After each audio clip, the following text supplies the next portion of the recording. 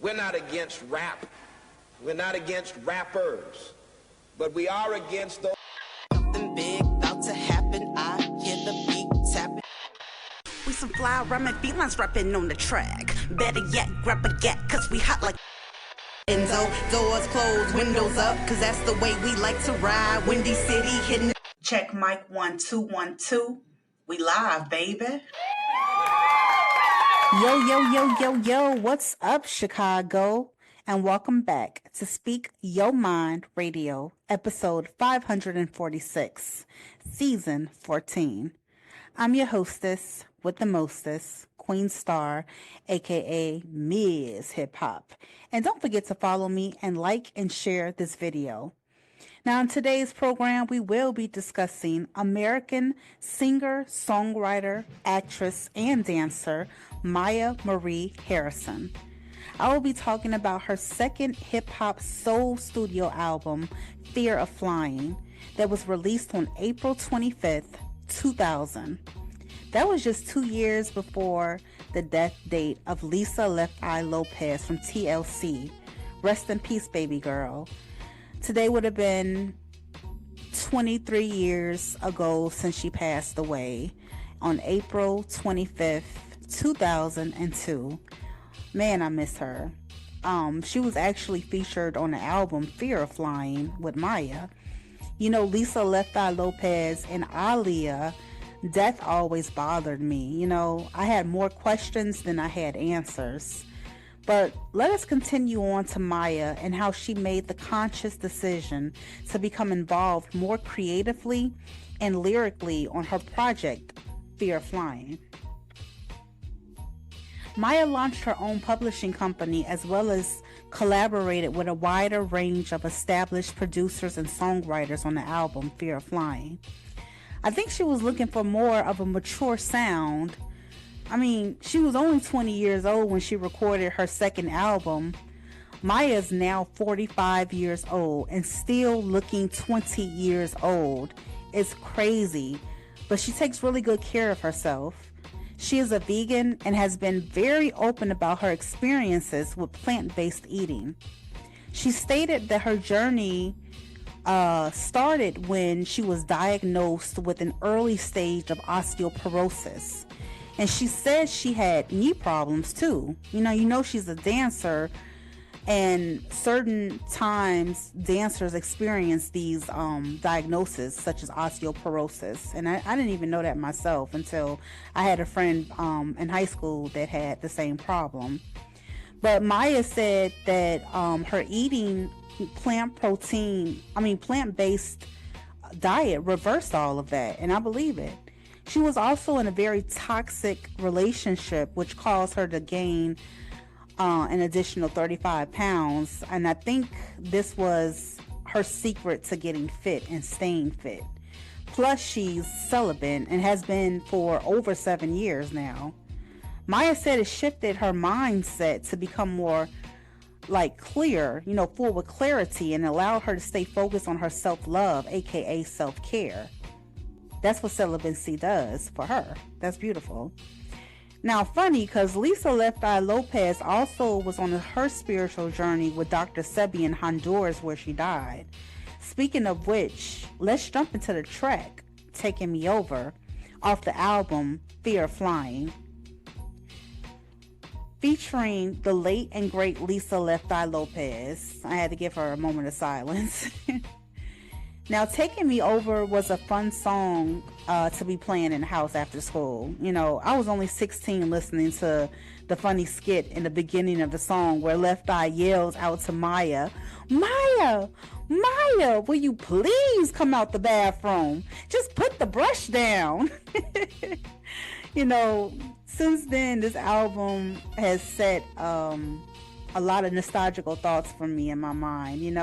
The Fear of Flying album was about the ending of relationships, and also a metaphor for the roller coaster of life, particularly the emotional challenges that come with it.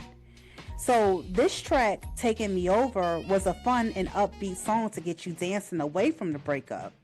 Like what music can do for the soul, which is a feeling you can't control, Another track that I absolutely love is Case of the X. Man, when this song came out, everybody and their mama was listening to it, okay? They were listening to this catchy tune, which had them up and dancing and thinking about the past. What you gonna do when you can't say no, when you're feeling such a show and you really need to know, how you gonna act, how you gonna handle that, what you gonna do when she wants you back. Yes. That was my jam, honey. Swear to freaking God. Now, I was only 16 when I was experiencing this same ordeal myself. You know, it brings back so many vivid memories in my mind. Case of the X talks about a woman dealing with the persistency of her ex-boyfriend's ex-girlfriend who is interfering with their relationship. And this girl will not stop, okay? She is constantly contacting her man, Maya's man, but Maya confronts her in the song and stands up for what is hers. This song is a blast from the 2000s, although the record was recorded in the late 90s. I love this song for the complexities of love, jealousy, and the challenges of moving from the past relationships that you once had. Moving on to the next best song on Fear of Flying. Man, in my life, that is the song that I really cherish. Like, man, in my life, this was indeed a great track because it was very adult-like, you know, even for a 20-something-year-old, you know. It reminded me of the 90s movie Waiting to Exhale, starring Whitney Houston. Man in My Life is the title of the song, but also it's a remake of Michael Jackson's 1982 hit song, The Lady in My Life. This song by Maya is about a woman who feels heartbroken and is looking for a man to fill that void in her life. This is an awesome track, you guys. I swear it is. Now, another track that I absolutely freaking adore is Best of Me, featuring the Yonkers rapper Jadakiss. The video for Best of Me brought back so many memories for me. I mean, imagine walking down the street with your girls window shopping and you see the finest street dude approaching you with his best game and style. Remember, you're only 20-something years old. The way Maya broke it down with the choreography was so dope to me. I also love Jadakiss part because he can rhyme and he puts a spin on the entire song. He raps, "I got so many bags of money that they won't fit in the bank, and I'ma do this like Tony did it to Frank." Meaning, in the film Scarface, Tony Montana is introduced to Frank Lopez's mistress, Elvira, and manages to steal her away from him. This line can also be a reference to Tony killing Frank in the end, too. Now, what I love about this track is the message. The Best of Me talks about a young woman holding back her intimate feelings for a street thug and standing her ground on not becoming intimate too soon. See, this artist, Maya Marie Harrison, was teaching the youth not to give in to these men and to respect yourself. Now, The Best of Me Part 2 featuring Jay-Z was priceless. Significantly different from the original version, both musically, lyrically, and visually. Soon after the release of Best of Me Part 2, it became the first single from DJ Clue's album Backstage, A Hard Knock Life, which served as the soundtrack to the 2000 Rockefeller Records documentary called Backstage. Y'all remember that film? This track also samples Biz Marquis' 1987 song, Make the Music with Your Mouth. So, now, I have a very crazy story to tell you about the song's recording process. So, according to Steve Stout, who is the head of Black Music over at Interscope, talked about the tensions were high in the studio the night the remix was being recorded. He says he remembers Maya couldn't get the vocals properly, down packed, and it took forever. But when it was complete, he wanted Jay-Z on the remix version.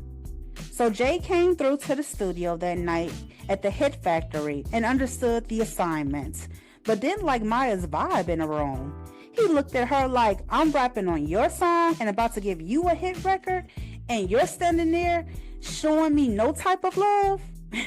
So Jay gave a preview of what the song would sound like, but didn't finish because he didn't feel like it. Some time ago now, Maya and her crew went on to visit LA for like some music awards, right? And they had one more shot at getting Jay-Z on a remix. This time when Jay came through the studio, Maya's whole vibe changed. I mean, she was a lot more cordial towards Jay-Z as he laid the rhyme down, but Jay-Z charged Maya through the roof for those lyrics, okay? People around were saying that Maya wasn't ungrateful or nothing, but that was just her personality at the time, you know? She really didn't know what she was doing. She didn't know what was going on, you know? Remember, she's only 20-something years old at the time, so I totally get it.